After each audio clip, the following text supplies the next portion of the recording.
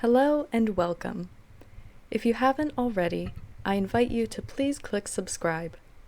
There's no obligation, and it allows you to be notified of all new chapters. Additional information about the story, including the author, chapter warnings, and rating, can be found in the description below. All credit goes to the original author. Bleeding Skies by Orphan Account. Chapter 10. The Guilt. They see the mountain lions surrounding the plain.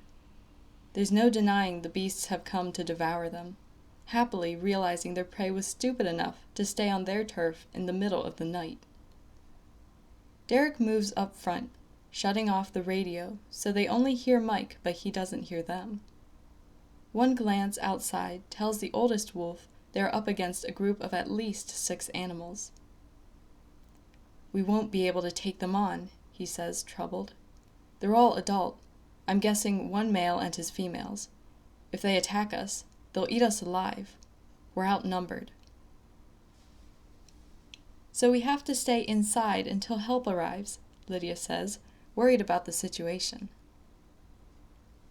"They'll try to lure us out. They'll attack the plain. These animals are hungry," Derek states.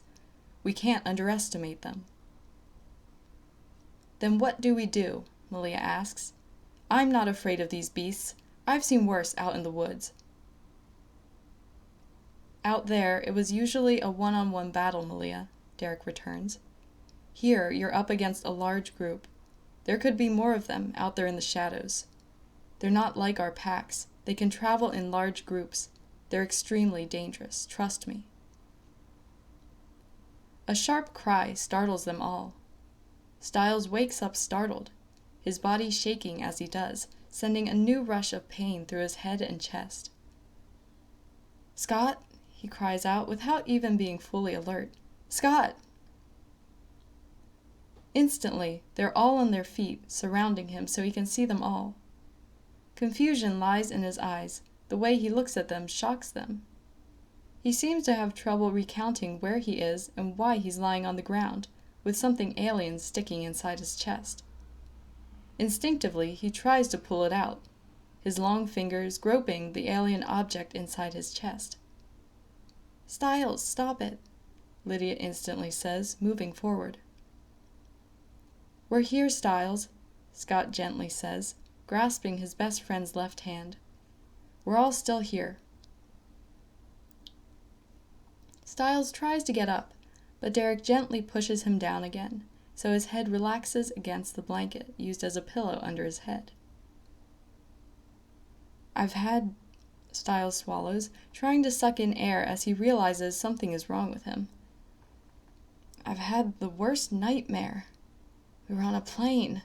There was an explosion and—" "Stiles, that wasn't a dream," Scott replies gently. "We're still on the plane. Help is on the way. You've been badly injured." Stiles stares, confused, at him, not understanding what he is saying. "Injured?" "Yes, you have to stay calm," Scott gently speaks, still holding his hand between his own. "Help is on the way. Do you remember what happened?" "No," he says after a while. "Where are we?" "Do you remember the car exploding?" Lydia inquires softly. "You were hit by a piece of metal. You broke some ribs and punctured your lung. I had to insert a tube into your chest. You passed out when I did that. We are still in the desert, where we landed." Stiles closes his eyes wearily, his voice drifting off. "Why is it so dark in here? Why aren't we home?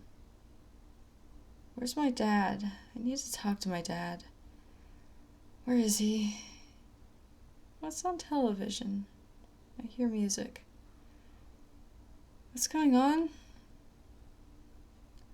Stiles' confusion startles Lydia. She doesn't like the tone of his voice at all. Somehow, it feels off. "Derek, turn on one of the lights," she orders with a frown when she feels his forehead. Derek walks back to the front and switches on the interior light. Scott stares shocked at Stiles' bluish lips. He's taking small, intense breaths, his chest moving oddly when he does. Even though he doesn't speak with hesitation anymore, he still has trouble saying something. "What is it?" Derek asks as Lydia rushes forward and grabs the headset, switching the headset back on. "Lydia, what's going on?" "Is Dr. Will still there?" she asks, trembling. "I'm here, Lydia," he replies immediately. "Stiles' lips are turning blue, and he's making these strange sounds when he breathes, and he's confused and totally out of it. He doesn't remember much and talks nonsense. Is that normal?" There's a silence on the other side, and then Dr. Wills speaks again, his voice troubled. "Is his fever still high?" "Spiking. He feels very warm to the touch despite the medication I've given him before." "I'm afraid it's getting worse then. It sounds like he's suffering from ARDS, also known as a shock lung. It means he has respiratory distress syndrome as a direct result from the blast and the shock done to his lungs. It means that he might go into respiratory failure at any time. Is Derek still there?" Lydia waves for Derek to come up front. He takes the second headset as he catches her worried gaze. "Right here." "Was there a respiratory kit inside the first aid box?" "I don't know. What does it look like?" "Find a box with a breathing tube in it and something that looks like a small, hard plastic bag." Lydia waits impatiently as Derek rummages through all of the equipment and then returns. "No, there isn't." Dr. Wills sighs. "I was afraid about that." "Why? What's going on?" Lydia asks frantically. "If I'm correct, and Stiles is suffering from ARDS, he might stop breathing at any time. If that is the case, you'll need to manually resuscitate him. If he were in the hospital right now, he would get a breathing tube down his throat to relieve the pressure off his lungs. We would be keeping him in a medically induced coma. Basically, his lungs are shutting down, making it hard for his body to receive the necessary air." "How long does he have?" Lydia asks fearfully as Scott comes to stand by their side, listening in.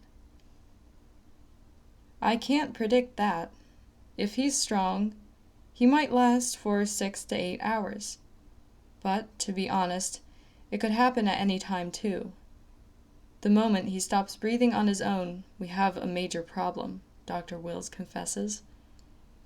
"You would be forced to manually breathe air into his lungs, and nobody can keep that up for a long period of time." "How can we stop this?" "You can't. You can only prevent him from passing out again, as it might worsen the situation. You have to keep him alert, no matter what. But once his lungs give out, it's—" Dr. Wills stops. "I'm sorry, Lydia." Scott and Derek look at each other, knowing they might lose the battle after all, as they watch Lydia struggle with this new information. "No," she replies sharply. "I won't let that happen. We'll talk to him. Keep him alert. Get his mind off things. Stiles will not die. Not like this." Derek nods determinedly. "We'll figure out a way," he vows. "Just get the troops here fast." "We're doing everything we can, I promise," Mike interrupts. "The search parties are going at the speed of light, but we don't have anything to work with except wrong coordinates. Check the luggage compartment of the plane. There should be flares that you can light in order to draw attention. It's what a lot of pilots have on board of smaller planes. I can't guarantee this one has it, but if it does, it might draw someone's attention if they are close enough to see it." The group looks up startled, as the lights on the control panel start to blink. "What's happening?" Scott asks, terrified they would be left alone in the dark. "We're running out of fuel," Derek replies, staring angrily at the meters.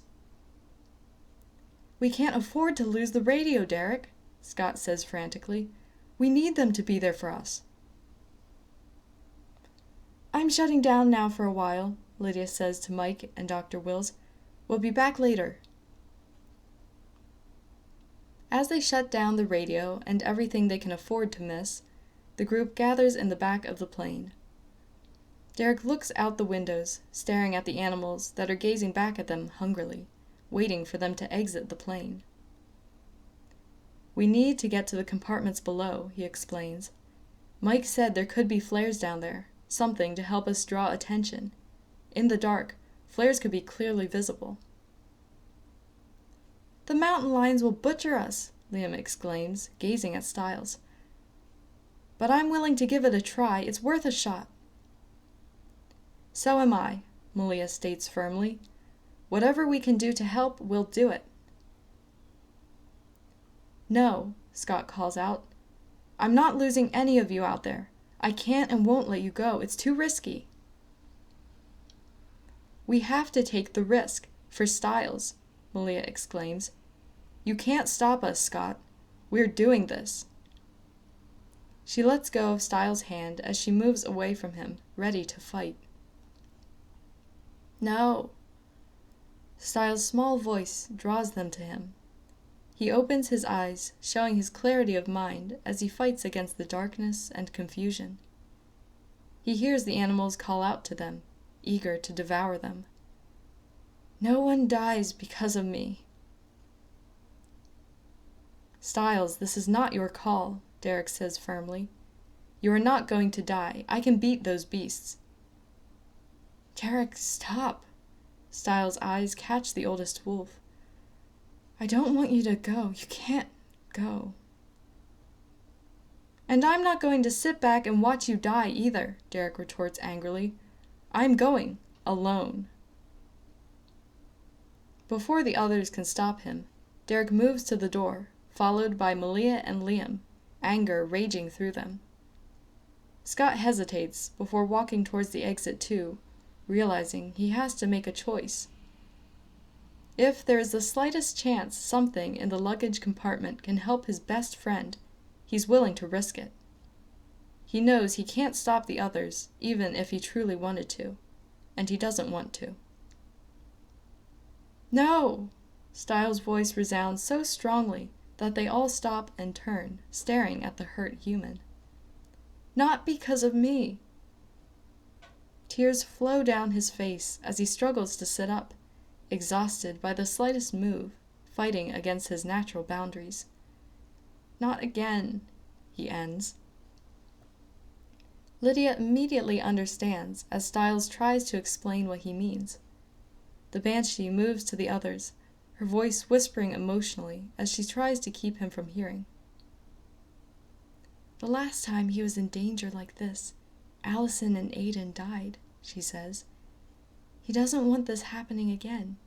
He doesn't want any of you to die because of him." Shocked, the others stare at each other as memories of their deaths rush back in. "You don't get it," Lydia says quietly. "He still feels guilty. He still thinks it's his fault." "It was my fault," Stiles mumbles, lying on the blankets. "She died. Because of me. They both did." "No, they didn't," Scott retorts, kneeling down at Stiles' side. "You are not to blame." "I let him in." "And you fought back. He was too strong. He would have won over all of us." "I'm just human," Stiles mutters. "I opened the door. That's why he got in. I should have closed it." "If he had taken a wolf, he still would have won," Lydia speaks quietly and gently, reminding Stiles of the real truth. "He was 1,000 years old, remember? And in the end, we still beat him. because of your divine move. Yes, they died, but you saved all of us. You figured him out. Stiles nods quietly, taking in her words. I still hate it. Then hate him, not yourself, Scott whispers quietly. Please don't go, Scott, Stiles begs quietly. Please.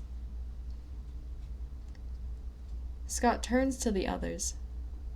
We won't go and fight them, he says quietly. Stiles is right, it's too dangerous without extra help.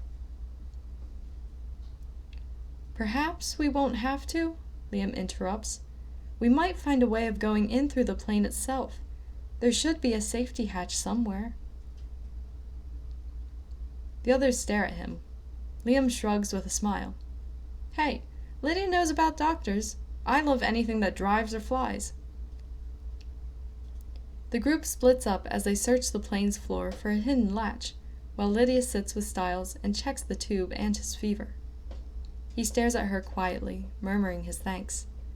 Then he shuts his eyes and sinks away before she can react. Despite her efforts to wake him up, he doesn't react. He's out, she calls out to the others. I can't wake him up. Hurry, Scott cries out. Derek is the one who finds the hidden hatch, right underneath the seat he was sitting on as he teased Stiles earlier.